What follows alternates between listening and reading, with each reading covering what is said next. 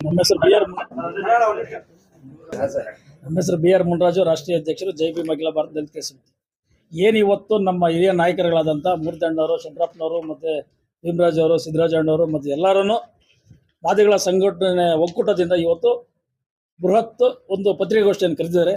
ಪತ್ರಿಕಾಗೋಷ್ಠಿ ಕರೆದಿರೋ ಉದ್ದೇಶ ಏನಂದರೆ, ನಮ್ಮ ಹಕ್ಕು ನಮಗೆ ಜಾರಿ ಮಾಡಿ. ನಾವು ಸರ್ಕಾರನ ಒತ್ತಾಯ ಮಾಡ್ತಾರೆ, ಇದೇ ವಿಚಾರನ ನಾವು ಬೇರೆ ಏನು ಕೇಳ್ತಾ ಇಲ್ಲ. ಇವತ್ತು 7 ಜನ ನ್ಯಾಯಾಧೀಶರು ಜಡ್ಜ್ಮೆಂಟ್ ತಮಗೆ ಕೊಟ್ಟಿದ್ದಾರೆ. ಆಮೇಲೆ 5ರಿಂದ 6 ಆಯೋಗಗಳನ್ನು ರಚನೆ ಮಾಡಿದ್ದೀರಾ. ಎಲ್ಲ ಆಯೋಗಗಳನ್ನು ರಚನೆ ಮಾಡಿ ಸರ್ಕಾರನೇ. ಆಮೇಲೆ ಯಾವುದೇ ಒಂದು ಜಸ್ಟಿಸ್ ಒಂದು ಆಯೋಗದ ಅಧ್ಯಕ್ಷರಾದ ಸರ್ಕಾರ ಅವರಿಗೆ ಗೌರವವನ್ನು ಸಲ್ಲಿಸಬೇಕು.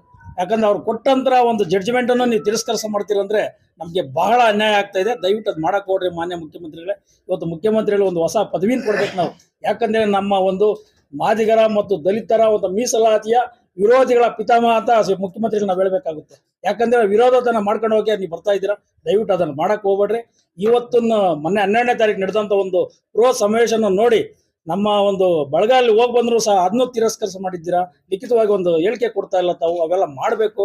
ಈಗ ನಮ್ಮ ಮೂರ್ತಿಯಣ್ಣವರು ಇದರ ವಿಚಾರದಲ್ಲಿ ಸ್ವಲ್ಪ ಮುಂದಾಳತ್ವವನ್ನು ವಹಿಸ್ಕೊಂಡು ನಮ್ಮ ಮಾದಿಗ ಸಮುದಾಯಕ್ಕೆ ಒಂದು ನೇಮಕಾತಿಗಳು ಮಾಡಬೇಕಾದ್ರೆ ಒಳ ಮೀಸಲಾತಿ ಜಾರಿ ಮಾಡಿ ನಂತರ ನೀವು ನೇಮಕಾತಿಗಳು ಮಾಡಿ ಅಂತ ಒಂದು ನಮ್ಮ ಒತ್ತಾಯ ಆಗಿರ್ತದೆ. ಈ ಒಂದು ವಿಚಾರದಲ್ಲಿ ನಾವು 25ನೇ ತಾರೀಕು ಏನು ಇವತ್ತು ನಮ್ಮ ಹಿರಿಯ ನಾಯಕರುಗಳಲ್ಲಿ ಹೇಳಿದಾರೋ, ಮುಖ್ಯಮಂತ್ರಿಗಳ ಮನೆಗೆ ಮುತ್ತಿಗೆ ಹಾಕೋ ಅಂತ ರೀತಿಯಲ್ಲಿ 100% ಮಾಡೇ ಮಾಡ್ತೀವಿ. ನಾವು ಇದುವರೆಗೂ ನಾವು ಯಾರನ್ನು ತಿರಸ್ಕರಿಸ ಮಾಡಲ್ಲ, ಏನಿದು ಮಾಡಲ್ಲ.